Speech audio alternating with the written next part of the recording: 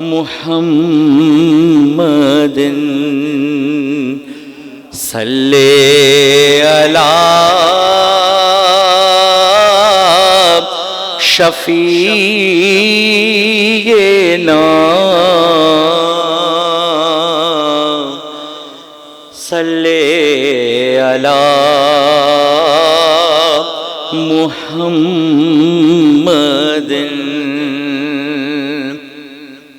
آمد مصطفیٰ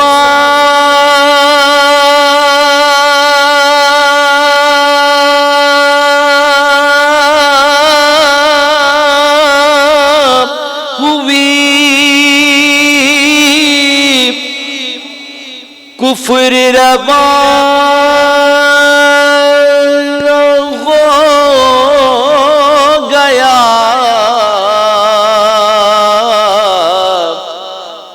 آمد مصطفیٰ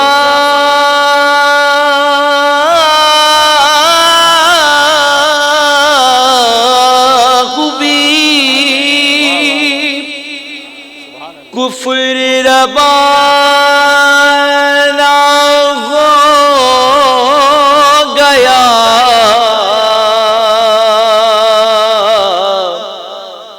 جس کے حضور ہو گئے اس کا زمانہ ہو گیا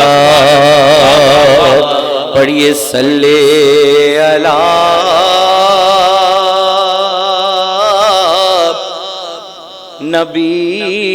نبینا صلی علی محمد کس کی آمد کے یہ آثار نظر آتے ہیں کس کی آمد کے یہ آثار نظر آتے ہیں آج ویران بھی گلزار نظر آتے ہیں آج کچھ اور نظر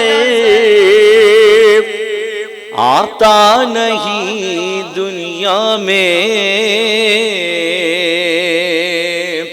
ہر طرف سرکار ہی سرکار نظر آتے ہیں پڑھیے صلی علی نبینا صلی علی محمد صلی علی شفیعنا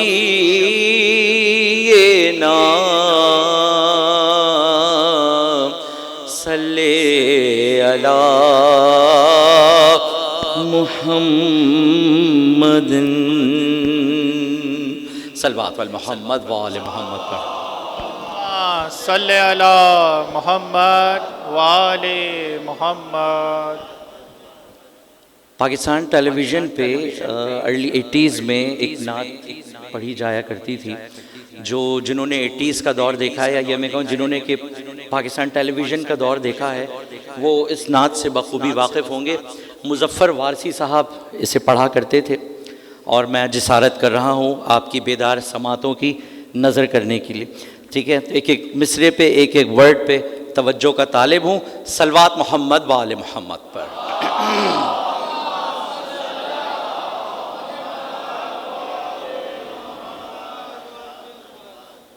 میرا پیمبر عظیم التر ہے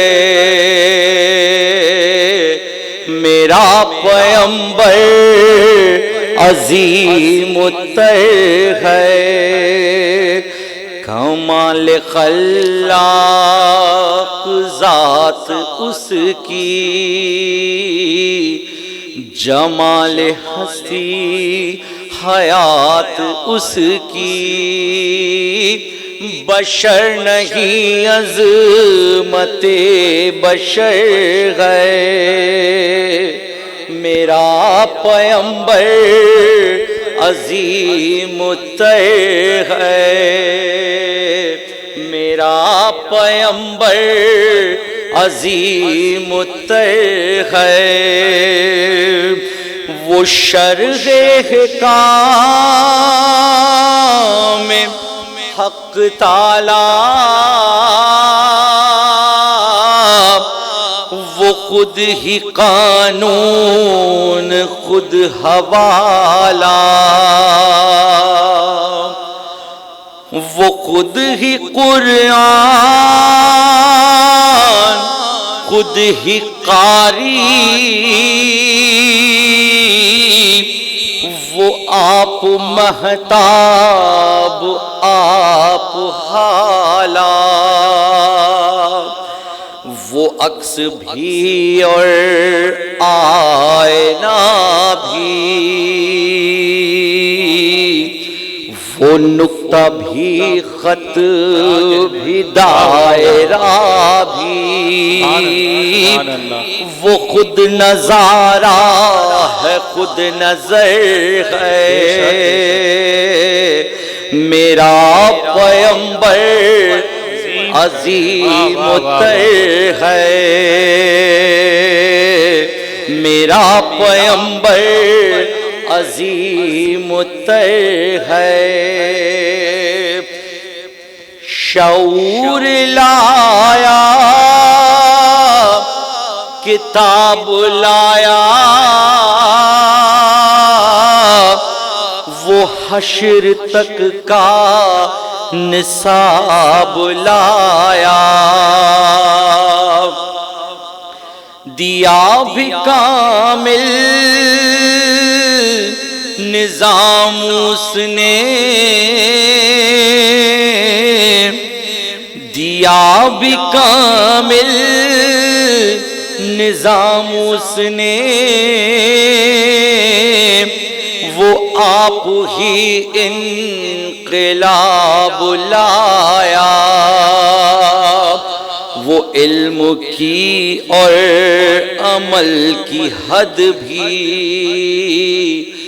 ازل بھی اس کا ہے اور ابد بھی وہ ہر زمانے کا راہبر ہے میرا پیغمبر عظیم التر ہے میرا پیغمبر عظیم التر ہے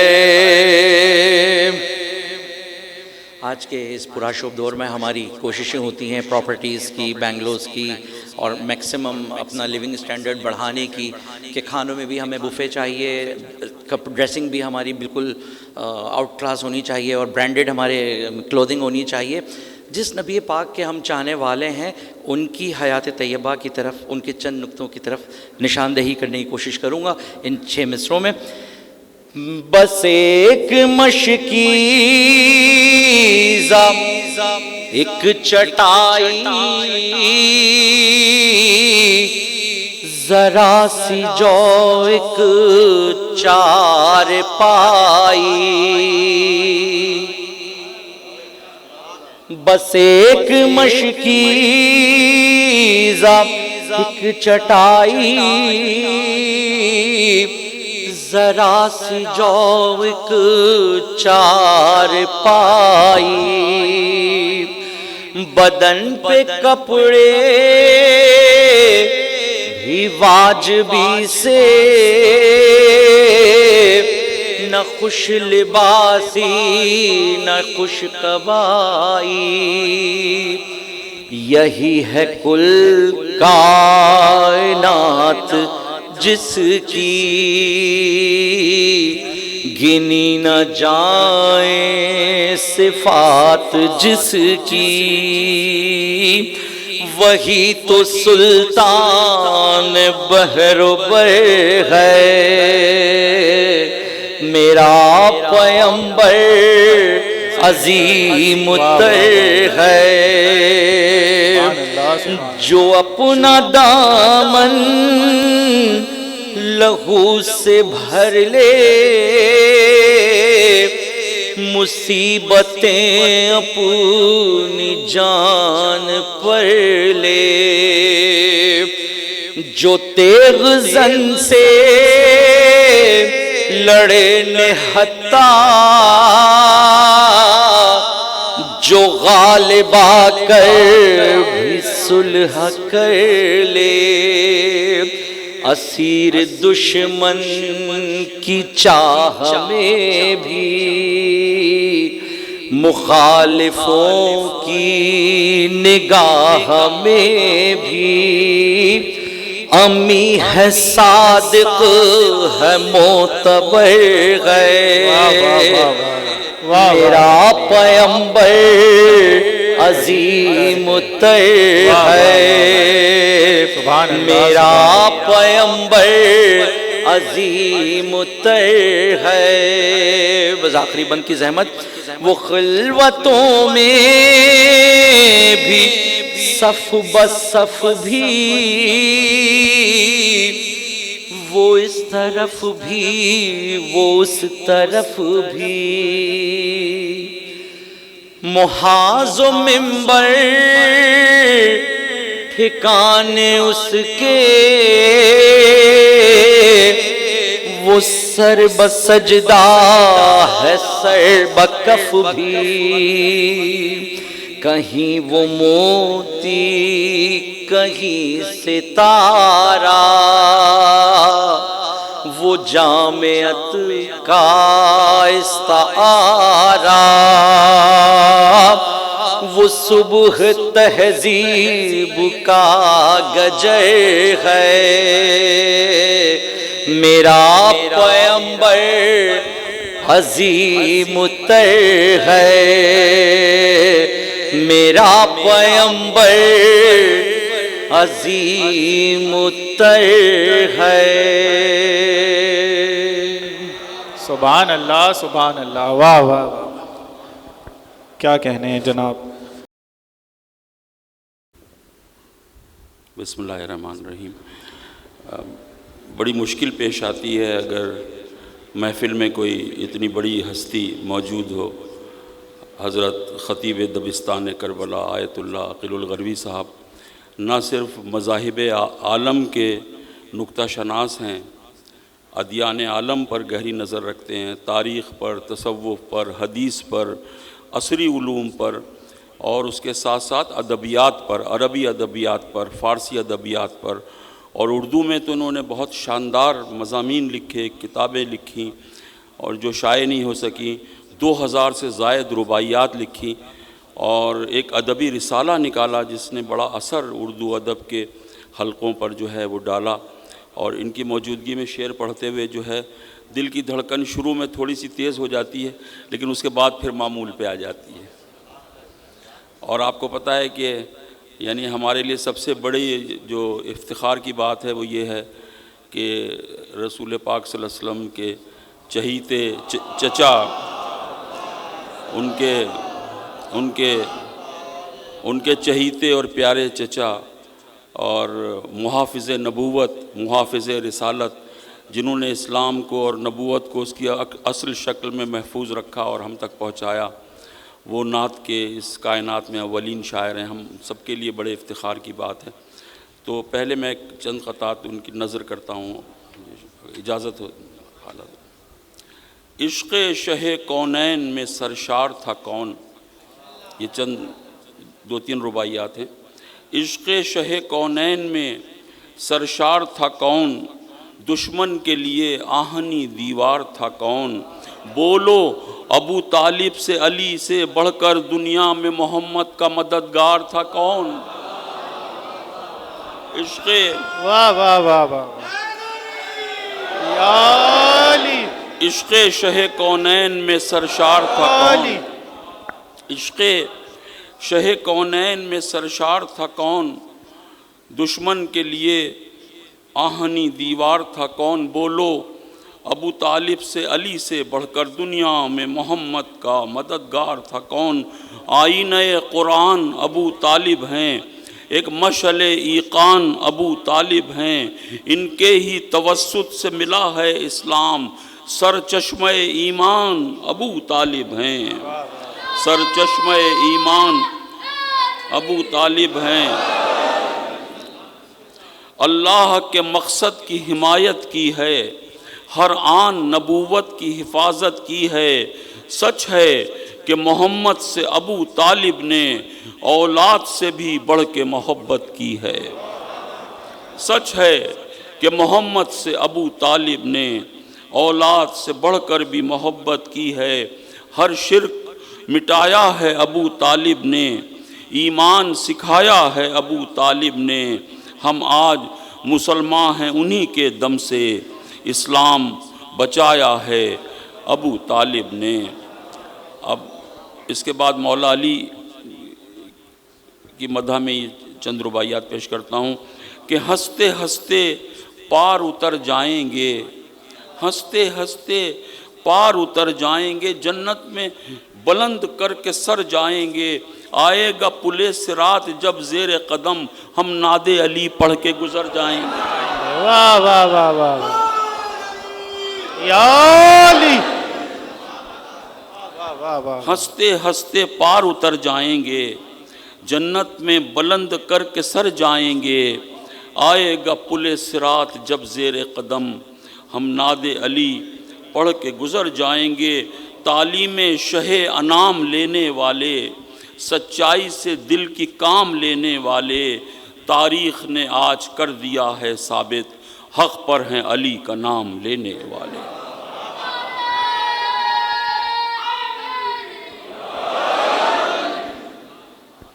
خوشیوں کی ہنا اس کو نہیں لگ سکتی، یہ شاہ ولی اللہ رحمۃ اللہ علیہ کا قول ہے کہ انہوں نے کہا کہ جس کے دل میں علی کے لیے ایک ذرہ برابر بھی عناد ہوگا اس پر جنت کی ہوا حرام ہے۔ خوشیوں کی ہنا اس کو نہیں لگ سکتی، کوئی بھی دعا اس کو نہیں لگ سکتی، ایک ذرہ بھی رکھے گا علی سے جو عناد، جنت کی ہوا اس کو نہیں لگ سکتی۔ توحید کا یا علی، توحید کا ایک حرف جلی کہتے ہیں، توحید کا ایک حرف جلی کہتے ہیں، کونین کے خالق کا ولی کہتے ہیں، جس پر ہے نصیری کو خدا کا دھوکا، اس رفت انسان کو علی کہتے ہیں۔ واہ واہ واہ واہ، توحید کا ایک حرف جلی کہتے ہیں، کونین کے خالق کا ولی کہتے ہیں، جس پر ہے نصیری کو خدا کا دھوکا، اس رفت انسان کو علی کہتے ہیں۔ روشن ہے یہ ولیوں کے ولی کا چہرہ، جیسے کہ ہو صبح ازلی کا چہرہ، دیکھا رخ حیدر تو خدا کو دیکھا، اللہ کا چہرہ ہے علی کا چہرہ، اللہ کا چہرہ ہے علی کا چہرہ۔ وہ بابا ذہین شاہ تاجی نے بڑا کمال کا شعر اسی موضوع پہ کہا کہ خوش رہیں تیرے دیکھنے والے، خوش رہیں تیرے دیکھنے والے، ورنہ کس نے خدا کو دیکھا ہے۔ مولا کے لیے کیسا شعر لکھا، خوش رہیں تیرے دیکھنے والے، ورنہ کس نے خدا کو دیکھا ہے۔ یہ ایک آزاد نظم نبی کریم صلی اللہ علیہ وسلم کے حضور، اے شہ ارض و سما نور ازل ختم رسول، اے شہ ارض و سما نور ازل ختم رسول، آپ کے بعد نبی کوئی نہیں آئے گا، آپ وہ آخری خورشید ہدایت ہیں کہ جو نوع انسان کے لیے روشنی امن و صداقت کی لٹاتا ہی رہا، وادی شرک کی صفاک سیاہ راتوں میں شمع توحید بہرگام جلاتا ہی رہا، بے کسوں کو نئی امید دلاتا ہی رہا۔ آج بھی آپ کی سیرت کے چراغ خیر کی راہ دکھاتے ہیں ہمیں، جو کوئی آپ کے رستے پہ چلا کامرانی نے قدم چوم لیے ہیں اس کے، ہم کو معلوم ہے وقت گزراں کی آندھی کر نہیں سکتی ہے گل آپ کی سیرت کے چراغ۔ نخل سدرا کی پراسرار گھنی شاخوں پر ہیں ہمیشہ کے لیے نور فشاں آپ کی عظمت کے چراغ۔ رحمتیں آپ کی ہیں دونوں جہانوں کے لیے، جاویداں آپ کی رحمت کے چراغ۔ اے شہ عرش مقام آپ پہ لاکھوں درود اور سلام، آپ ہیں ماہ تمام، آپ کے بعد نبی کوئی نہیں آئے گا، آپ کے بعد نبی کوئی نہیں آئے گا۔ اگر اجازت ہو تو ایک مرثیہ میں نے لکھا ہے، اس کا چہرہ جو ہے وہ نعت پر مبنی ہے رسول پاک صلی اللہ علیہ وسلم کے لیے، اس میں بہت سارے بند میں نے لکھے ہیں، اس میں سے ایک انتخاب آپ کی اجازت سے نظر کرتا ہوں۔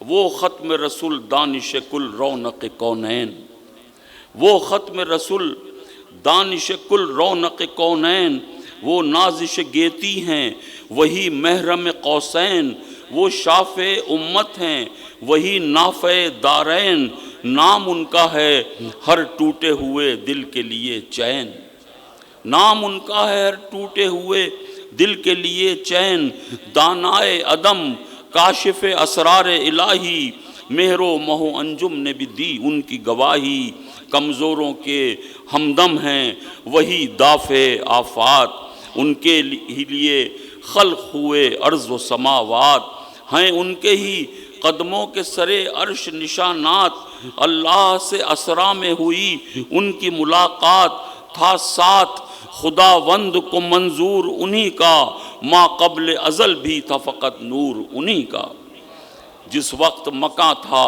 نہ زماں تھا نہ تغیر، جب لوح و قلم کا بھی نہ تھا کوئی تصور، نئے علم ہی پیدا تھا نہ تھی چشم تحیر، اللہ کو یکتائی کا زیبا تھا تکبر، اس دم بھی ہویدا تھے کمالات محمد، اس وقت بھی تھی روشنی ذات محمد، وہ نور ازل موج زمان نیر اعظم، آزردہ و مجروح دلوں کے لیے مرہم، وہ خیر مجسم ہیں وہی رحمت عالم، وہ جب بھی نبی تھے کہ جب آئے نہ تھے آدم، اس جوہر ہستی کو نہ پہچان سکا ہے، کب ان کی حقیقت کو بشر جان سکا ہے، کب ان کی حقیقت کو بشر جان سکا ہے، رکھتے ہیں وہ سب اپنے غلاموں کی خبر بھی، ہے ان کے وسیلے سے دعاؤں میں اثر بھی،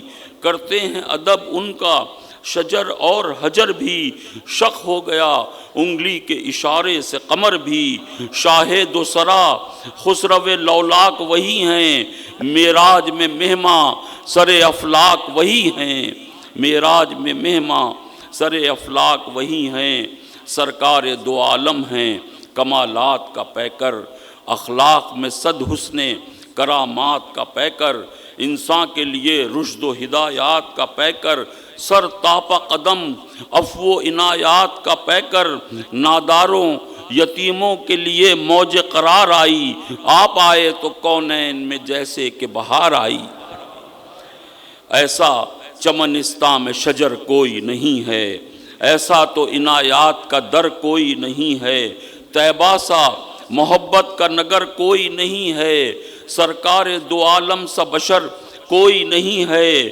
ہر آن غلاموں کی خبر رکھتے ہیں آقا، دشمن پہ بھی رحمت کی نظر رکھتے ہیں آقا، جب دیدہ گریاں کو مدینہ نظر آیا، شفقت کا دلاویز قرینہ نظر آیا، ساحل پہ شفاعت کا سفینہ نظر آیا، رحمت کا ہر ایک سمت خزینہ نظر آیا، لطف و کرم و فیض کے عادی ہیں محمد، بھٹکے ہوئے انسانوں کے ہادی ہیں محمد، کس کام کی بے مہر زمانے سے محبت، یہ آخری بند ہے اس کا، کس کام کی بے مہر زمانے سے محبت کیوں کرتے ہو دوزخ کے ٹھکانے سے محبت کام آئے گی رحمت کے خزانے سے محبت واجب ہے محمد کے گھرانے سے محبت کر واجب ہے محمد کے گھرانے سے محبت کرنا ہے اگر تم کو ادا اجر رسالت ہے آل محمد سے وفا اجر رسالت.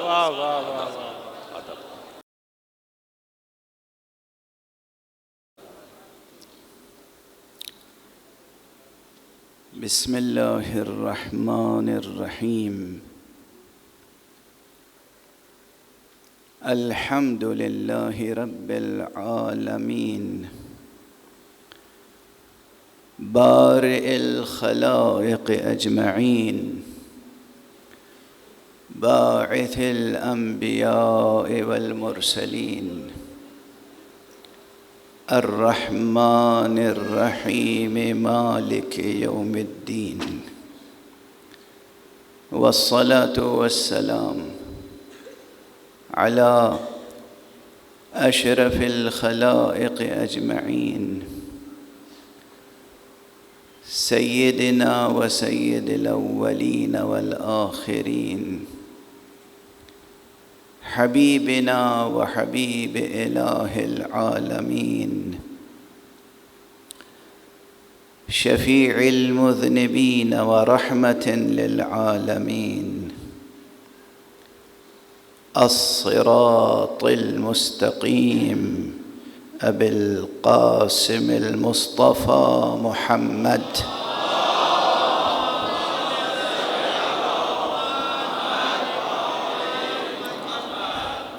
وعلى أهل بيته الطيبين الطاهرين الهداة المهديين المعصومين المظلومين واللعنة الدائمة على أعداء الحق والدين أما بعد فقد قال الله تعالى عز اسمه في محكم كتابه ومتقن خطابه بسم الله الرحمن الرحيم وما أرسلناك إلا رحمة للعالمين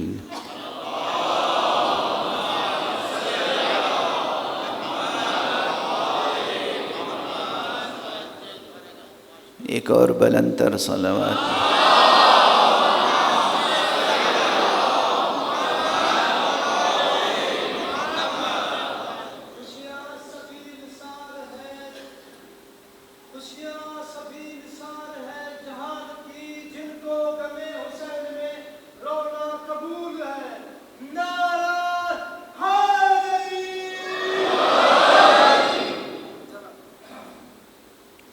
جزاکم اللہ. بنائے سخن اس وقت اختصار پر ہے. کوشش کروں گا کہ مختصر وقت میں کچھ معروضات پیش کروں اور اختصار کے ثبوت کے طور پر یہ آپ نے خود محسوس کیا ہوگا کہ بسم اللہ سے پہلے ہم لوگ عموماً اعوذ باللہ بھی پڑھتے ہیں، لیکن اس وقت میں نے اعوذ باللہ من الشیطان الرجیم نہیں پڑھا. اس کا دو اسباب تھے. ایک تو بنا اختصار پر رکھنی تھی، دوسرے یہ کہ جہاں پہلے سے ذکر محمد جاری ہو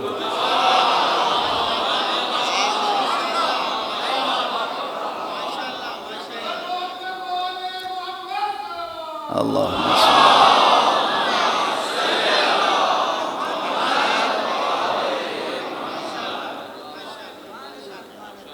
وہاں پھر ضرورت ہی نہیں پیش آتی.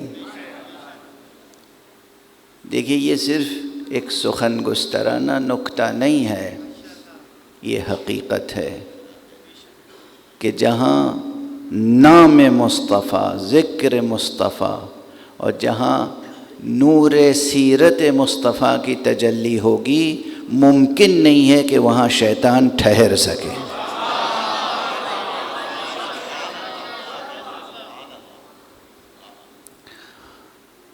اور اس لیے ایک بات یہ بھی یاد رکھیں، دو باتیں۔ ایک بات تو یہ کہ ہمیشہ صلوات، ذکر صلوات، اسے کرتے رہنے کی سعادت حاصل کیجیے۔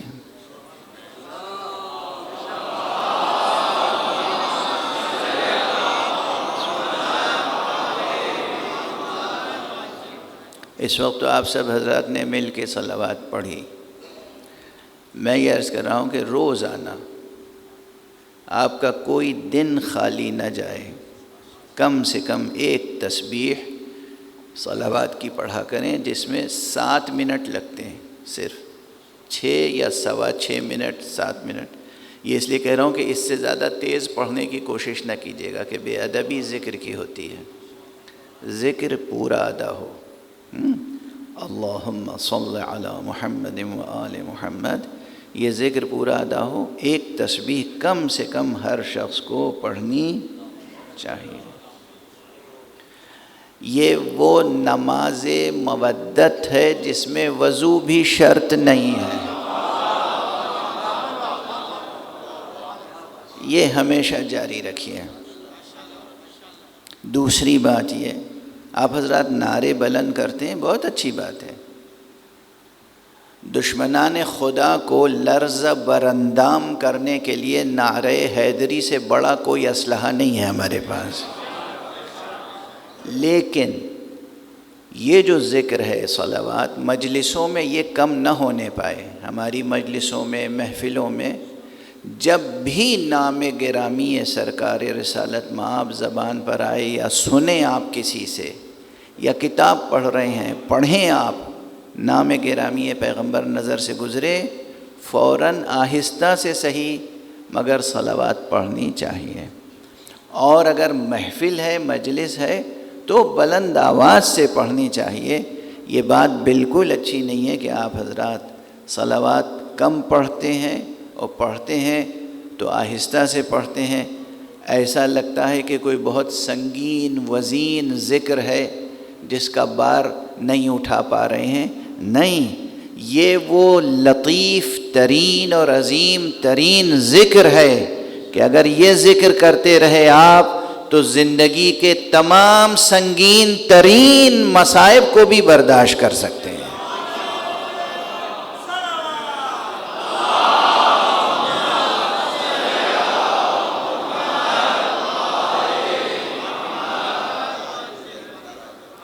اس ذکر کو سبک نہ سمجھیں، سبک نہیں ہے یہ ذکر، مختصر ہے، لطیف ہے، وزین ہے اور عظیم ہے۔ مجھ سے اکثر لوگ دعا پوچھتے ہیں، اٹھتے بیٹھتے، پریشانیاں ہیں، زندگی کی پریشانیاں کسی نہیں لاحق ہیں، چھوٹا ہو یا بڑا، کوئی کہیں بھی ہو۔ مجھے وہ ایک شعر یاد آتا ہے مرحوم پروفیسر اعزاز افضل صاحب کا۔ وہ شعر یہ ہے کہ زمین کی طرح مبتلا ہیں سب اپنے اندر کے زلزلے میں،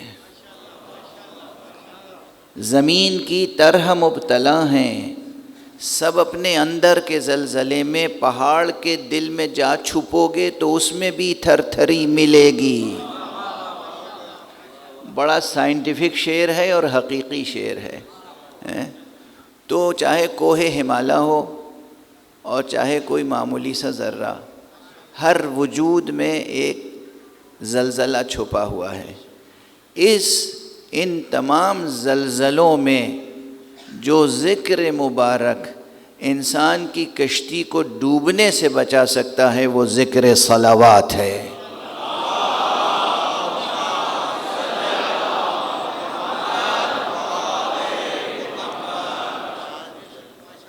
اور بات بالکل سامنے کی ہے، دیکھیے بہت سی باتیں سامنے کی ہوتی ہیں، لیکن پھر بھی تاکید کے طور پر اسے دہرانا پڑتا ہے، یاد دہانی کرانی پڑتی ہے۔ اور میں ایسے مواقع کو اس لیے بھی استعمال کرتا ہوں کہ بھئی لوگوں کو یاد رہے گا، فلاں جگہ گئے تھے، افتتاحیہ تقریر تھی، مگر اس میں بھی خطیب نے یہ بات کہی تھی تو وہ یاد رہ جائے تاکید کے طور پر کہ اس سے بڑا کوئی ذکر ہے نہیں، اس سے بڑی کوئی دعا ہے ہی نہیں، اس سے بڑا کوئی امر الہی نہیں ہے۔ اس لیے کہ جتنے بھی اوامر الہیہ ہیں قرآن مجید پورا پڑھیے کس طرح سے ہیں وہ۔ اللہ ہے، خالق ہے، رب ہے، مالک ہے ہمارا، جس طرح سے چاہے ہمیں حکم دے اور جس بات کا چاہے ہمیں حکم دے۔ چنانچہ اس نے احکامات صادر فرمائے ہیں، اس کے اوامر ہیں، نواہی ہیں، یہ کرو یہ نہ کرو، تم نماز پڑھو، تم روزہ رکھو، تم حج کو جاؤ، تم عمرہ کرو، خمس دو، زکوٰۃ دو، صدقات دو، یہ کام نہ کرو یہ کام نہ کرو، کرو اور نہ کرو یہ احکام ہیں اس کے۔ صرف ایک حکم ایسا ہے جو اس نے یہ نہیں کہا تم کرو، صرف ایک حکم ہے جو اس نے کہا دیکھو میں یہ ذکر کرتا ہوں، میرے خاص فرشتے یہ ذکر کرتے ہیں، تم بھی کرو۔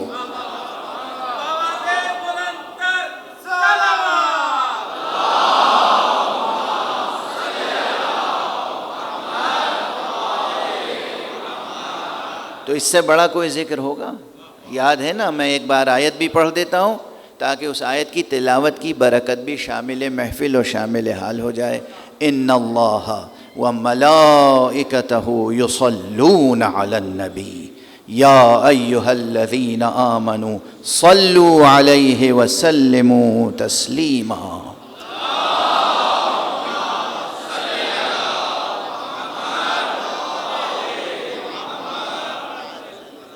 اس ذکر مبارک کی حرمت ہے، عظمت ہے، تاثیر ہے، آثار ہیں۔ یہ ایک طریقہ ہے حضور کے دامن کو تھامنے کا، سیرت سے وابستگی کا۔ حضور حقیقتاً رحمت عالمین ہیں۔ یہ جو آیت ہے نا قرآن مجید کی، یہ بھی غیر معمولی آیت ہے، جس کو میں نے ابھی خطبے کے بعد تلاوت کرنے کا شرف حاصل کیا۔ وَمَا أَرْسَلْنَاكَ إِلَّا رَحْمَةً لِلْعَالَمِينَ۔ اب دیکھیے حضور صلی اللہ علیہ وآلہ وسلم کی جو تصویر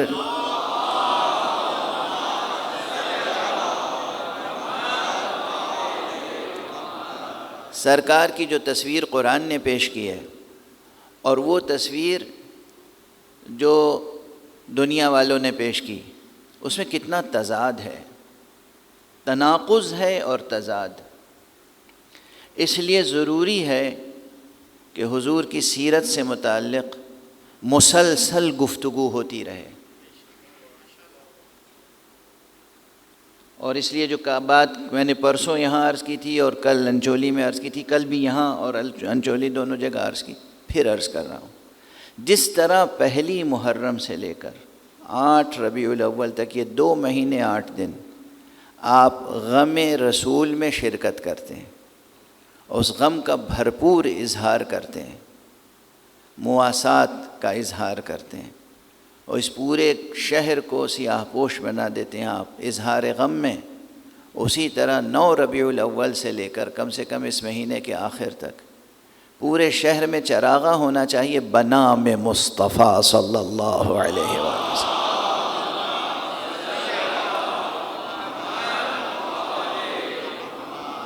ہر مومن کے دروازے پر، جس طرح پرچم حضرت عباس لگا ہوتا ہے نا، ہر مومن کے دروازے پر کم سے کم 9 ربیع الاول سے یہ لکھا ہوا ہو قمقموں کی روشنی میں، السلام علیک یا رسول اللہ، صلی اللہ علیک یا رسول اللہ، یہ لکھا ہوا ہو۔ اور واقعاً ہر گھر میں جس طرح مجلس ہوتی ہے نا، تبرکاً بھی مجلس ہوتی ہے، 4 آدمی اکٹھا ہو گئے، کسی نے ایک سلام پڑھ دیا، مجلس ہو گئی، اسی طرح ہر گھر میں ایک محفل میلاد منعقد ہونی چاہیے، اور بڑے بڑے مراکز میں شان و شوکت کے ساتھ پرشکوہ انداز میں ہونی چاہیے، تاکہ عظمت ذکر مصطفیٰ بھی برقرار رہے اور حضور سے آپ کے عشق کا اظہار بھی ہوتا رہے۔ اسے ایک تحریک سمجھ لیجئے، اسے ایک مقصد حیات سمجھ لیجئے۔ کئی حضرات نے مجھ سے کہا کہ یہاں میلاد کی کوئی روایت ہی قائم نہیں ہے، مجلسیں تو ہوتی ہیں خوب شاندار پرشکوہ طریقے سے ہوتی ہیں، مجلسوں کی شان اور اس کے شکوہ میں کوئی کمی نہ آئے، لیکن ساتھ میں ذکر مصطفیٰ بالخصوص سرکار رسالت مآب کا تذکرہ بطور خاص ہوتا رہنا چاہیے۔ سیرت سیرت سیرت، ہم سے آ کے دنیا پوچھے کہ مصطفیٰ کی سیرت کیا تھی، جو نہ پوچھے آ کے کم سے کم ہماری آواز اس تک پہنچ جائے کہ مصطفیٰ کی سیرت کیا تھی۔ وہ جسے دنیا امی سمجھتی ہے، یہ امی کا لقب تو یاد رہتا ہے، یہ نہیں یاد رہتا کہ حضور نے کہا انا مدینۃ العلم۔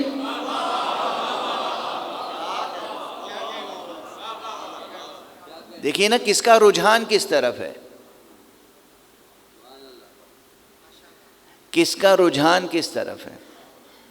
ایک لفظ امی لے لیا اور اس کی اپنی جیسی توجیہ کر لی،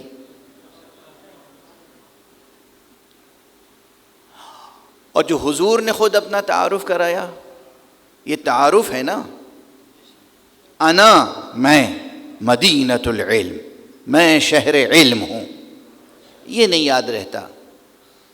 اسے پوری طاقت صرف کی گئی بنو امیہ کے درباری مفسروں اور محدثوں نے اور علماء نے کہ صاحب یہ روایت ضعیف ہے، اور صرف اتنا ہی ہوتا نا تو ضعیف نہ کہتے، شاید آگے بھی تو ہیں، انا مدینۃ العلم وعلی بابھا، میں شہر علم ہوں اور علی اس کا در ہیں۔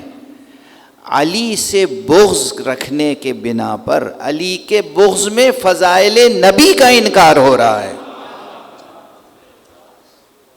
کیا ستم ہے۔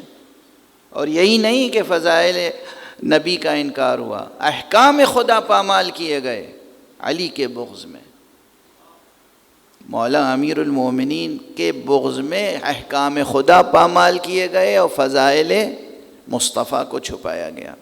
بہرحال تو آپ ایک مشن بنانی سمجھیں، اس دور میں بطور خاص آپ کا ہدف یہ ہے، ہدف زندگی، مقصد زندگی یہ ہے کہ سچی صحیح سیرت جناب رسالت مآب آپ زیادہ سے زیادہ بیان کریں، تاکہ کوئی ایسا شقی پیدا نہ ہونے پائے جو لقب مبارک امی کی غلط تفسیر بیان کر سکے۔ اچھا میں عرض کر دوں کتنے مسائل ہیں، خیر اب تو شروع سے دو تصویریں ہیں، خود رسالت و نبوت کی توجیہ میں اسی طرح سے ہے صورتحال۔ بھئی یہ جو اورینٹلسٹس ہیں نا، مستشرقین کی پوری جو ایک لیگیسی ہے، ان کی جو روایت ہے، ان کا پورا تمام پہلے مستشرق سے لے کے اب تک، چند ہیں صرف جو مخلص ہیں جن میں علمی اخلاص ہے، ورنہ یہ سب کسی نہ کسی سیاسی نظریے اور نظام کے خدمت گزار ہوتے ہیں، یہ تحقیق کسی اور مقصد سے کرتے ہیں۔ علمی افادات تو گویا ثانوی قسم کے افادات ہوتے ہیں، اصل افادات کچھ اور ہوتے ہیں، اصل ان کے اہداف و مقاصد کچھ اور ہوتے ہیں، جو اسلام پر، مشرق پر، اسلامیات پر اور اس طرح کے موضوعات پہ ریسرچ کرتے ہیں مغرب کے دانشور اور محققین۔ لیکن ان کا بنیادی نظریہ یہ رہا ہے، چند استثناءات کو چھوڑ کر، کچھ ہیں جو ایکسیپشنز ہیں، باقی سب کا نظریہ یہ رہا کہ دراصل جو پیغمبر اسلام ہیں انہوں نے اپنا اقتدار قائم کرنے کے لیے یہ نبوت اور وحی اور معجزہ اور دین و اسلام یہ سب اس لیے انٹروڈیوس کیا تاکہ ان کی حکومت قائم ہو جائے۔ یہ جو مستشرقین کا نظریہ ہے، یہ مستشرقین کا نظریہ اپنا نہیں ہے، یہ ماخوذ ہے بنو امیہ کے نظریے سے۔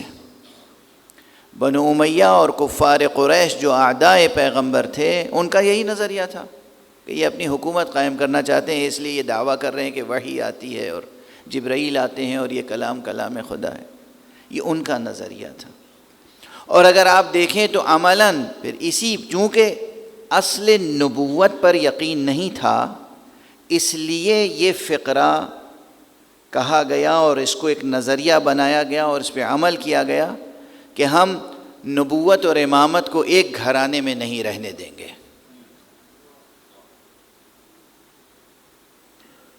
ہم نبوت اور امامت کو ایک گھرانے میں نہیں رہنے دیں گے، اور نہیں رہنے دیا انہوں نے بزعم خود، حالانکہ امامت اور نبوت کو خدا نے ایک ہی گھرانے میں رکھا تھا اور وہ ایک گھرانے میں رہی اور ہے.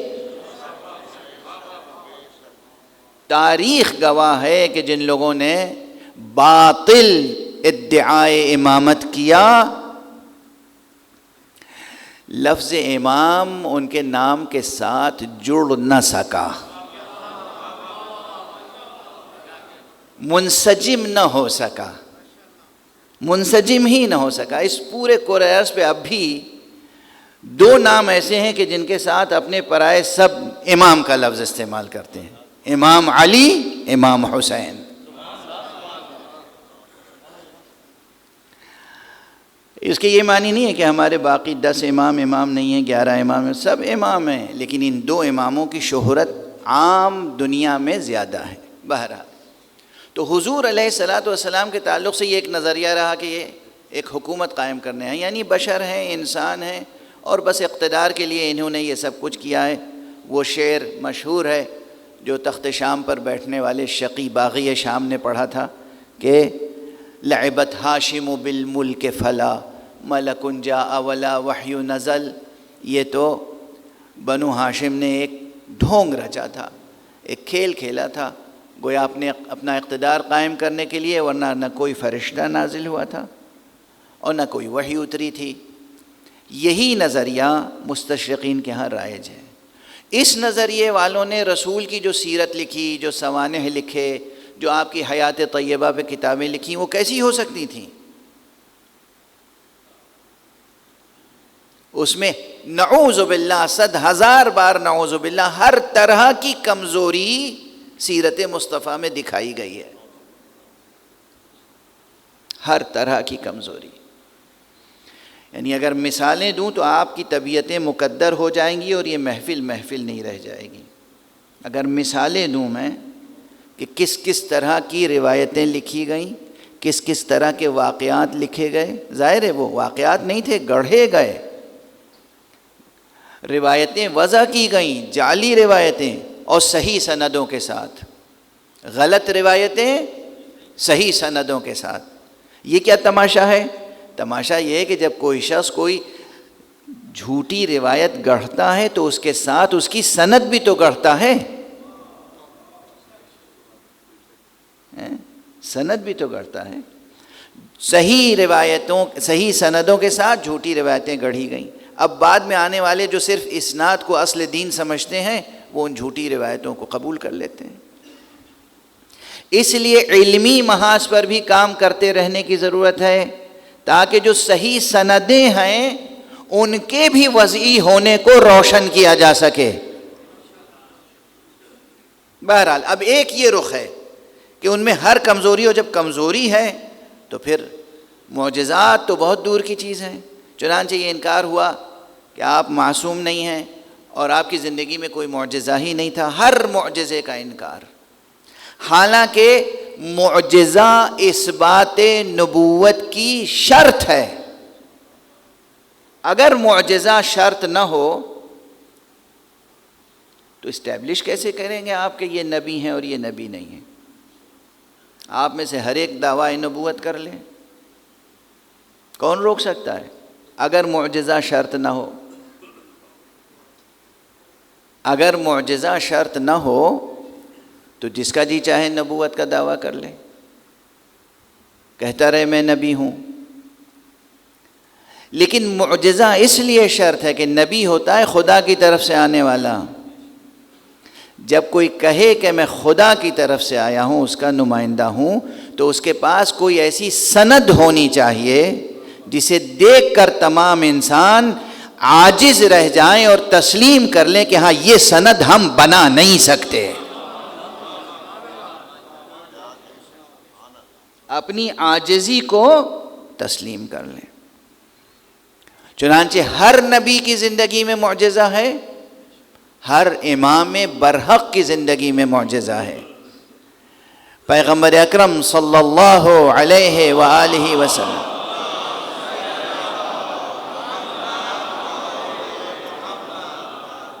کی حیات طیبہ میں وہ تمام معجزے آپ کو مل جائیں گے جو سابق میں گزرنے والے تمام انبیاء نے فرداً فرداً پیش کیے، آدم سے لے کے حضرت عیسیٰ تک۔ یہ ایک الگ موضوع ہے جس پر تحقیق کرنے کی ضرورت ہے۔ تحقیق بہت کچھ کی ہے علماء نے، لیکن مزید کرنے کی ضرورت ہے، اور ان تحقیقات کو آج کی زبان میں، معاصر زبان میں، معاصر اصطلاحوں میں، کنٹمپریری جو سائنسز ہیں ان کی روشنی میں، ان کی اصطلاحوں کے ساتھ نئی نسل تک منتقل کرتے رہنے کی ضرورت ہے، ورنہ لوگ معجزات کا انکار کرتے رہے ہیں اور کرتے رہیں گے۔ خدا کی قسم، ویسے تو خود پیغمبر کی سیرت ہی معجزہ ہے، پیغمبر کی سیرت طیبہ یہ معجزہ ہے، اور جو بھی پیغمبر سے قریب ہو جائے اور پیغمبر سے کوئی سچی نسبت و ارادت قائم کر لے، اس کے اندر ایک شان اعجاز پیدا ہو جاتی ہے۔ پیغمبر کا رتبہ تو بہت بلند ہے، سچی ارادت اور سچی نسبت اگر قائم ہو جائے تو اس کے اندر وہ کردار کی بلندی، وہ سیرت کی بلندی، وہ اخلاق کی بلندی پیدا ہو جاتی ہے، اور وہ شان کرامت پیدا ہو جاتی ہے کہ معلوم ہوتا ہے کہ یہ تو خود معجز نما ہے۔ جس مصطفیٰ کے غلام معجز نما ہو، اس مصطفیٰ کی کیا شان ہوگی، صلی اللہ علیہ وآلہ وسلم۔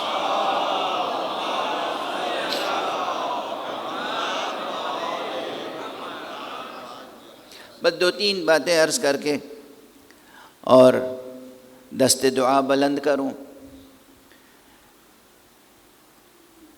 اخلاق کے نقطہ نظر سے اگر آپ دیکھیں تو خود قرآن مجید کی آیت ہے بہت مشہور، اِنَّكَ لَعَلَىٰ خُلُقٍ عَظِيمٍ، اور یہ تو چند آیت، دیکھیے ایک آیت میں نے پڑھ دی وَمَا أَرْسَلْنَاكَ إِلَّا رَحْمَةً لِلْعَالَمِينَ، ایک آیت یہ پڑھ دی میں نے آپ کے سامنے اِنَّكَ لَعَلَىٰ خُلُقٍ عَظِيمٍ، اور چند آیتیں مشہور ہیں، سب کو یاد ہیں۔ میں جس نقطہ نظر سے اکثر ممبر سے متوجہ کرتا رہتا ہوں وہ یہ کہ قرآن بسم اللہ سے لے کے اور بائے بسم اللہ سے لے کے سینے والناس تک پورا قرآن دیوان نعت پیغمبر ہے، پورا قرآن۔ بس یہ کہ اپنے اپنے مطالعہ کرنے کا انداز ہے، اپنی تلاوت کا انداز ہے۔ یہ قرآن وہ ہے کہ جس نے پیغمبر صلی اللہ علیہ وآلہ وسلم کی زندگی کی قسم کھائی ہے،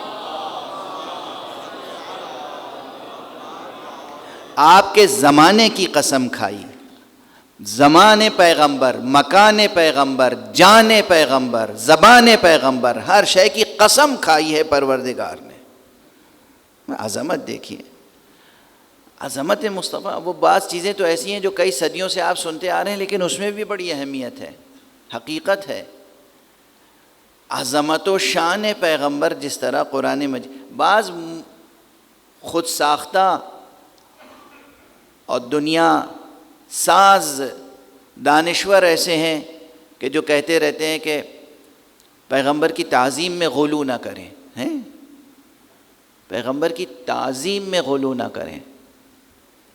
کیا کیا یعنی وفاداری کے انداز ہیں، پیغمبر کی تعظیم میں غلو نہ کریں، پیغمبر کو دوسرے نبیوں سے افضل قرار نہ دیں، پیغمبر کو معصوم نہ کہیں، یہ نہ دعویٰ کریں پیغمبر نے معجزے پیش کیے، پیغمبر ہمارے جیسے بشر تھے۔ پورا زور ہے اس پر۔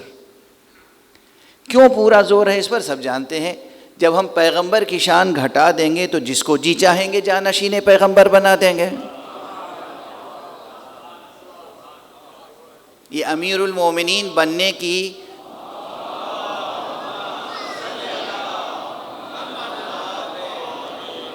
امیر المومنین بننے کی خواہش اور آرزو یہ ماضی میں بھی تھی لیکن اب بھی ہے.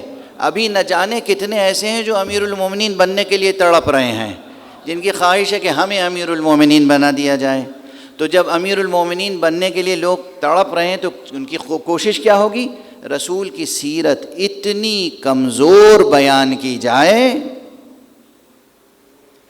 اتنی نعوذ باللہ 100,000 بار نعوذ، اتنی کمزوریاں اس میں دکھا دی جائیں، اتنی معمولی زندگی بنا کے پیش کر دی جائے کہ عام معمولی انسان جو ہے وہ ان کا جانشین تصور کیا جا سکے. یہ ہے پوری سیاسی فکر، ناپاک سیاسی فکر جو شروع سے چل رہی ہے اور اب تک باقی ہے.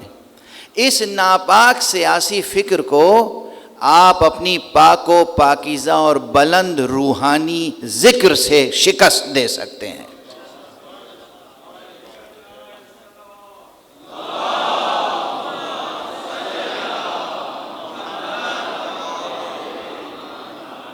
اس فکر کا جواب کیا ہے؟ اس ناپاک سیاسی فکر کا جواب ہے مصطفیٰ کا پاک ذکر. مصطفیٰ اور اہل بیت مصطفیٰ، مصطفیٰ اور مصطفیٰ سے پہلے گزرنے والے تمام انبیاء کا ذکر مصطفیٰ کے پرتو میں. حضور کی سیرت کی روشنی میں دوسرے نبیوں کی سیرت بھی بیان ہو، حضور کی سیرت کی روشنی میں ائمہ کی سیرت بھی بیان ہو، حضور کی سیرت کی بلندیاں، فرازہائے سیرت پیغمبر بیان ہوتے رہیں مسلسل، اخلاق سے لے کر، سیاسی کردار سے لے کر اور علم پیغمبر. اب یہاں پر ٹھہر کے پھر میں لفظ امی کے تعلق سے 2 جملے عرض کر ہی دوں. دیکھیے یہ جو لفظ ہے، ماں کو کہتے ہیں، لیکن کے معنی اصل کے بھی ہیں. اصل، جڑ، کسی بھی مسئلے کی اصل جو ہوتی ہے اسے بھی کہتے ہیں. کوئی علمی کتاب لکھیں آپ عربی میں، اس میں کسی ایک چیپٹر سے متعلق بحث کر رہے ہوں تو اس میں بہت سی باتیں ہوں گی، لیکن جو سب سے اہم بات ہوگی اسے کہتے ہیں الباب. یعنی اس فصل میں، اس باب میں اصیل یہ ہے، اسے کہتے ہیں یعنی اصل، یعنی ماں. اچھا، اب حضور کو امی کیوں کہا گیا؟ سے جو منسوب ہوگا وہ ہوگا امی. یہ جو ہے یا نسبت ہے، اس میں منسوب بنا، یہ اس میں منسوب بنا امی. عام جاہل انسان کو امی کیوں کہنے لگے؟ اس لیے کہ عام انسان ماں کی پیٹ سے پیدا ہوتا ہے تو جاہل ہوتا ہے. اگر وہ کچھ نہ پڑھے، کچھ نہ لکھے، کسی مکتب میں نہ جائے، کسی مدرسے میں نہ جائے، جیسے ماں کے پیٹ سے پیدا ہوا تھا ویسا ہی رہ جائے، تو یہ کہنے کے بجائے کہ یہ جاہل ہے، اس کی جہالت پہ پردہ ڈالنے کے لیے خوبصورتی سے کہہ دیتے ہیں یہ امی ہے. دیکھیے نا، آپ کسی کو کہہ دیجئے کہ یہ جاہل ہے، برا لگ جائے گا. صرف اتنا کہہ دیجئے کہ یہ امی ہے. ایک صاحب نے کتاب لکھی تھی لکھنؤ میں، لکھنؤ کے امی شعراء، پوری کتاب ہے شائع ہوئی ہے، لکھنؤ کے امی شعراء. امی شعراء کے معنی ہے کہ انہوں نے کسی مکتب میں، کسی مدرسے میں نہیں پڑھا، کسی استاد سے نہیں پڑھا، لیکن اللہ نے خداداد ملکہ دیا تھا، شاعری کرتے رہے.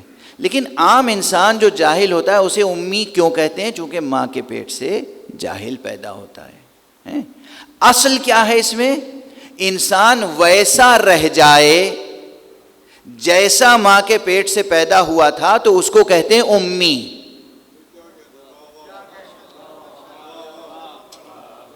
جیسا انسان ماں کے پیٹ سے پیدا ہوا تھا اگر ویسا ہی رہ جائے تو اسے کہتے ہیں امی. بس اس معنی پہ اگر غور کریں تو اسی لقب امی سے عصمت ثابت ہوتی ہے. چونکہ انسان جب پیدا ہوتا ہے تو خطا کار نہیں ہوتا، گناہگار نہیں ہوتا. پیغمبر کو معصوم کہا ہے خدا نے کہ یہ نبی ہے، رسول ہے، امی ہے. یعنی یہ وہ ہے کہ جیسے ہم نے پاک و پاکیزہ ماں کے پیٹ سے پیدا کیا تھا ویسا ہی رہا، معصوم رہا ہمیشہ.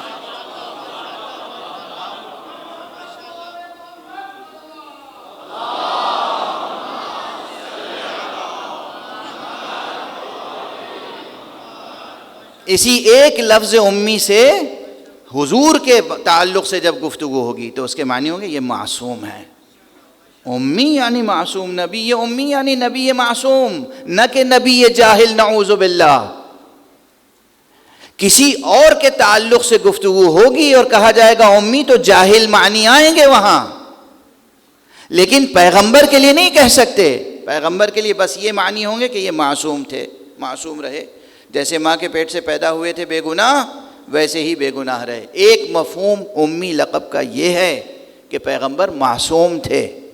دوسرا مفہوم تقریب ذہن کے لیے عرض کر رہا ہوں، یعنی ظاہر اس تصور سے، یہ جو لوگ ہوتے ہیں کسی مکتب و مدرسے سے منسوب، تو وہ اپنے نام کے ساتھ اس میں نسبت لکھتے ہیں. دارالعلوم دیوبند کا نام جو تھا مدرسے کا وہ مدرسہ قاسمیہ تھا. مولانا محمد قاسم نانوتوی نے بنوایا تھا اسے، یا یکی از مؤسسین وہ بھی تھے. تو وہاں کے پڑھے ہوئے اپنے کو قاسمی لکھتے ہیں، ٹھیک ہے نا، قاسمی. ندوۃ العلماء ایک بہت مشہور ادارہ ہے، ندوے کے پڑھے ہوئے لوگ اپنے نام کے ساتھ ندوی لکھتے ہیں، اس میں منسوب. نجف اشرف کا اصل نام ہے غری، غین رے یہ غری. جن لوگوں کو یہ ناز ہے کہ وہ نجف اشرف سے تعلق رکھتے ہیں، نسبت ان کا ہے، وہ لکھتے ہیں غروی.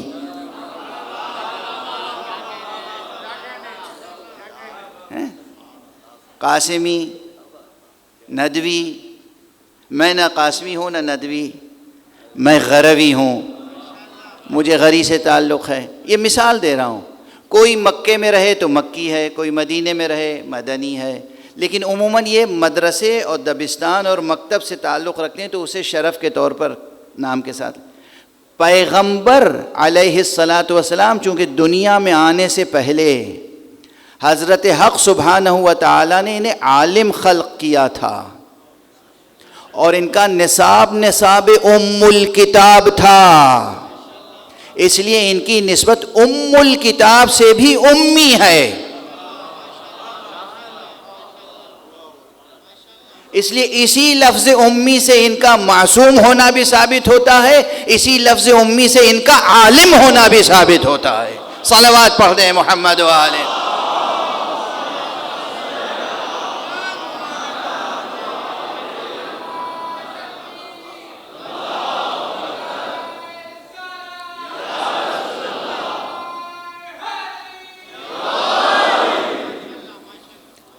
دیکھیے بعض بزرگ علماء نے صرف نام گرامی مصطفیٰ کو جمع کرنے پر اتنی محنت کی اور ان ناموں کی تشریح میں اتنی محنت کی کہ ضخیم کتابیں لکھی ہیں.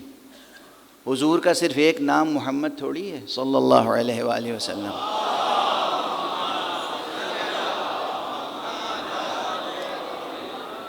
بعض علماء نے 300 سے زائد نام حضور کے لکھے ہیں، قرآنی اور غیر قرآنی، یعنی حدیث و روایات سے، ادبیات سے حضرت کے اور نام، القاب اور نام اور کنیتیں بہت ہیں حضور کی. یعنی اگر اس مجلس میں، اس محفل میں صرف میں بغیر کسی ترجمے اور ترجمانی کے صرف ایک سانس میں میں نام لیتا چلا جاؤں حضرت کے تو کافی وقت لگے گا، 1 گھنٹے سے زیادہ، کئی گھنٹے لگ جائیں گے. اور یہ نام اتنے کس لیے ہیں؟ اس لیے کہ خدا کی قسم آدم علیہ الصلاۃ والسلام سے لے کر حضرت عیسیٰ تک کوئی نبی ایسا نہیں ہے جس کے صحیفے میں محمد عربی کا ذکر نہ ہو.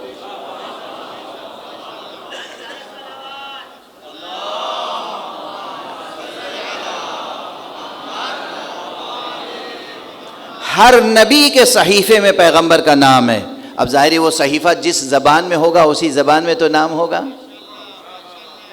اور پھر قرآن مجید میں کتنے نام ہیں، اور پھر روایات سے کتنے ناموں اور القاب کا استنباط ہوتا ہے. جو کردار عظیم ہوتا ہے اس کے نام بھی زیادہ ہوتے ہیں. اور اس کی مثال خود اللہ سبحانہ و تعالیٰ کی ذات گرامی ہے. اللہ کی ذات جامع صفات ہے، جامع صفات جلال، جامع صفات کمال، جامع صفات جمال، جمال، جلال، کمال، تمام صفات ذات حق میں ہیں، تو اللہ کے نام کتنے ہیں؟ کوئی بتا سکتا ہے؟ 99 ناموں کی روایت تو بہت مشہور ہے، لیکن اصول کافی میں امام جعفر صادق علیہ الصلاۃ والسلام سے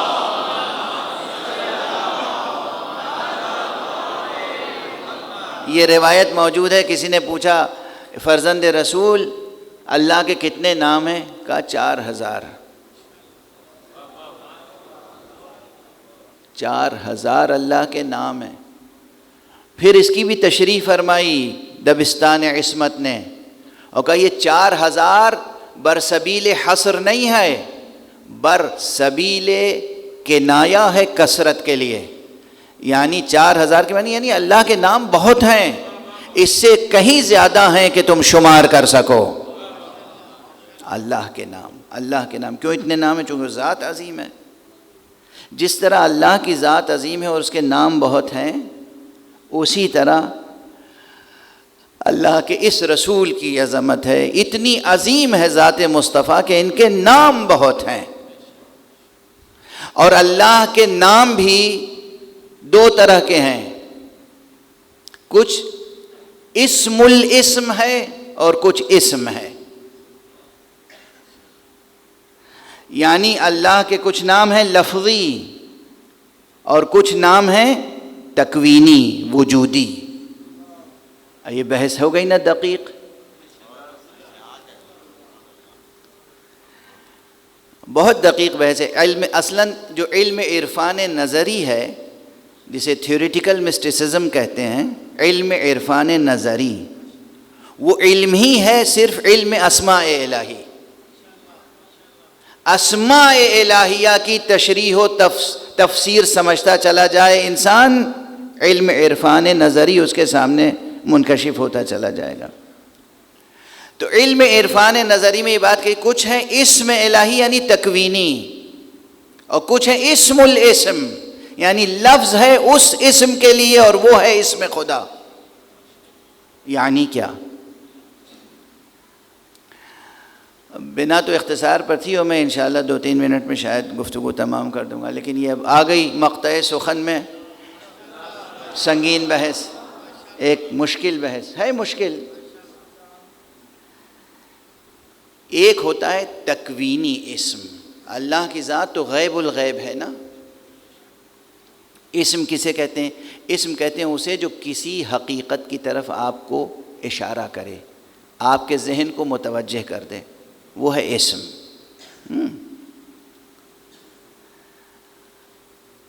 جیسے کہ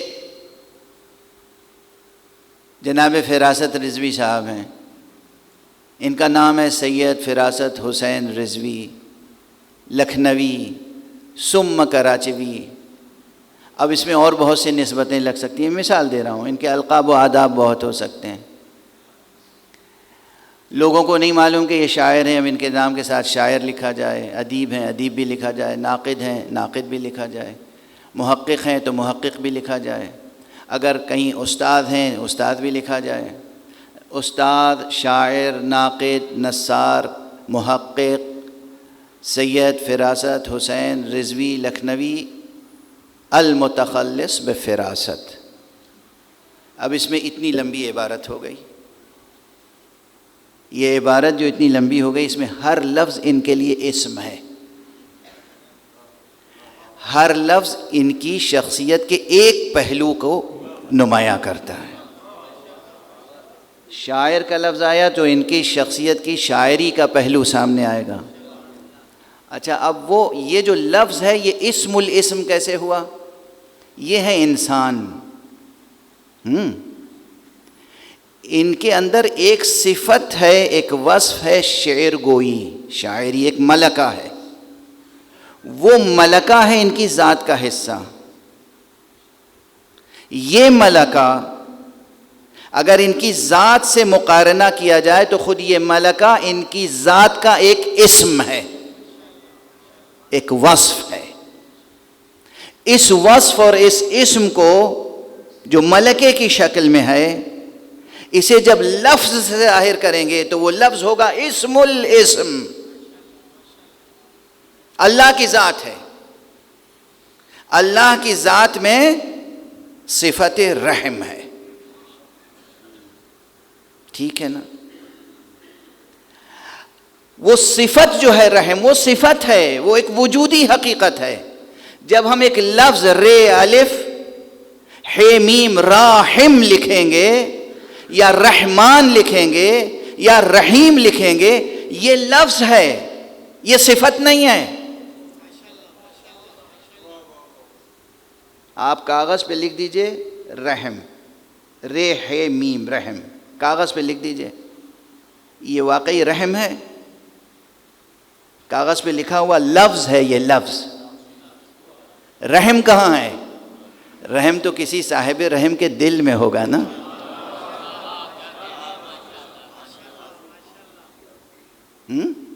واضح ہے بات. اب یہ مکتبی بحثیں کرنی پڑتی ہیں. آپ کاغذ پہ لکھ دیجئے علم، عین لام میم علم، وہاں واقعی علم ہے؟ وہ لفظ ہے. علم کہاں ہے؟ علم تو کسی صاحب علم کے سینے میں ہے. واضح ہو رہی ہے بات؟ تو جو صفات ہیں یہ ملکات ہیں جو نفس میں اور ذات میں ہوتے ہیں. جب ہم اسے لفظ سے ظاہر کرتے ہیں تو وہ لفظ ہے اور کچھ نہیں. یہ لفظ ہے اسم کس کا؟ اس صفت کا جو صفت کسی ذات میں ہے. واضح ہو رہی ہے یہ بات؟ یہ لفظ اسم ہے کس کا؟ ایک صفت کا، جو صفت کسی ذات میں ہے. تو اسے کہتے ہیں اسم الاسم، اور وہ جو صفت ہے وجودی اسے کہتے ہیں اسم ذات. اور ذات اور صفات میں اس طرح ایک امتیاز کرتے ہیں. ابھی بحث مکمل تو نہیں ہوئی لیکن اسی پہ اختصار کر رہا ہوں. اللہ سبحانہ و تعالی کی ذات، کائنات میں جو کچھ ہے، جو کچھ نظر آتا ہے تکوینی طور پر، تمام مظاہر وجود، ان میں سے ہر موجود بمنزلہ اسم خدا ہے. اور بطور خاص جب کسی موجود کا اسم ظاہر کرتے ہیں لفظ میں تو وہ ہے اسم الاسم. اور اسی لیے اب یہ بحث یہیں چھوڑ کے گریز کروں کہ اگر مجھ سے پوچھا جائے کہ اسم اعظم الہی کیا ہے، پوچھتے ہیں نا، ہزاروں نام ہیں تیرے مگر پھر بھی یہ پرسش ہے، جسے سب سے چھپا رکھا ہے وہ کیا نام ہے ساقی؟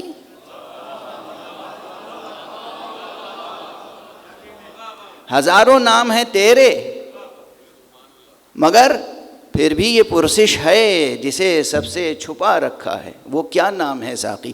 ہر شخص جستجو میں رہتا ہے اسم اعظم کیا ہے، اسم اعظم کیا ہے، اسم اعظم. ارے اتنے اسم معلوم ہے پھر بھی جستجو ہے نا کہ اسم اعظم کیا ہے. اگر ہم سے کوئی پوچھتا ہے تو یہ جواب دیتا ہوں، اور اس جواب پر میرا علمی، عرفانی، ایقانی، ایمانی، اسلامی، قرآنی، وجودی ہر طرح کا یقین ہے. میں کہتا ہوں اللہ کا اسم اعظم ذات محمد ہے صلی اللہ علیہ وآلہ.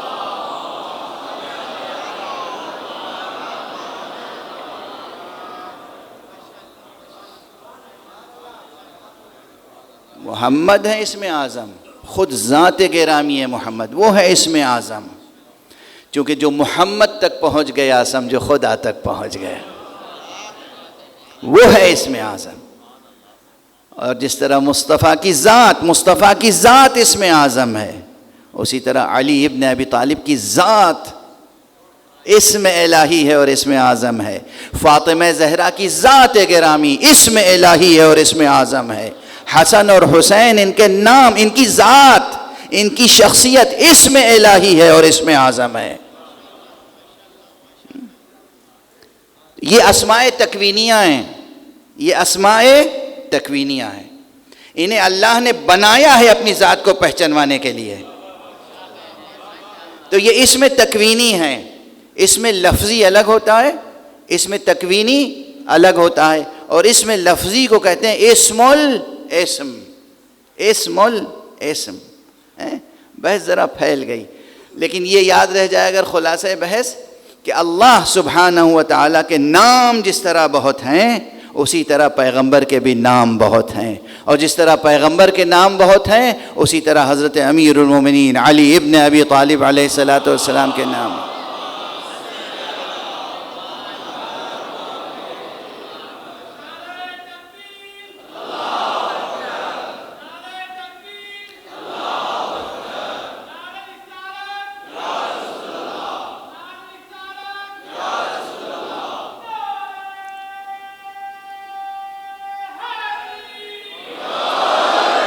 یا علی، ان کی ہستیاں اسماء الہیہ ہیں، یہ اسماء الہیہ ہیں، یہ اسماء و کلمات الہیہ ہیں، اور مصطفیٰ کی ذات گرامی اسم اعظم الہی ہے، آپ کی ذات اسم اعظم الہی ہے۔ لیکن جہاں سے امتیاز پیدا ہوتا ہے ذات میں، تو خود ذات مصطفیٰ کے اسماء بہت ہیں، اور وہ بھی دو طرح کے، ایک الفاظ کی شکل میں ہے القاب، اور ایک علی اسم مصطفیٰ کا نام ہے، فاطمہ اسم مصطفیٰ کا نام ہے، حسن اسم مصطفیٰ کا نام ہے، حسین اسم مصطفیٰ کا نام ہے، زین العابدین اسم مصطفیٰ کا نام ہے، محمد باقر اسم مصطفیٰ ہیں، جعفر صادق اسم مصطفیٰ ہیں۔ ہمیں مسرت ہے کہ آج ذات بھی ظاہر ہوئی، اسم بھی ظاہر ہوا۔ ظہور ذات مصطفیٰ کی بھی تاریخ یہی ہے، ظہور اسم مصطفیٰ کی بھی تاریخ یہی ہے۔ اسی لیے آج کی تاریخ مطلع نیرین، مطلع صادقین ہے، ایک منبر ہستی پر دو صادق جلوہ فرما ہیں، وہ صادق و امین جس کا نام محمد مصطفیٰ خاتم النبیین ہے، اور وہ صادق آل محمد جس نے فقہ محمد و آل محمد کو ساری دنیا میں پھیلایا ہے۔ تبریک پیش کرتا ہوں، تہنیت پیش کرتا ہوں، دست دعا بلند کرتا ہوں، پروردگار ہمیں اور آپ کو سب کو توفیق کرامت فرمائے کہ ہم وابستہ دامان مصطفیٰ ہو جائیں، ہم وفادار عطرت و آل مصطفیٰ ہو جائیں، اور ہم خدمت گزار فرزند مصطفیٰ ہو جائیں، جو فرزند مصطفیٰ پردہ غیب میں ہیں، حضرت مہدی آخر الزمان، صادق آخر الزمان، امین آخر الزمان، حضرت مہدی عجل اللہ تعالی فرجہ الشریف۔ پروردگار انہیں اذن ظہور عطا فرمائے، اور ہم سب کو ان کے قدموں میں اپنی جانیں نثار کرنے کی توفیق کرامت فرمائے۔ وآخر دعوانا ان الحمد للہ رب العالمین۔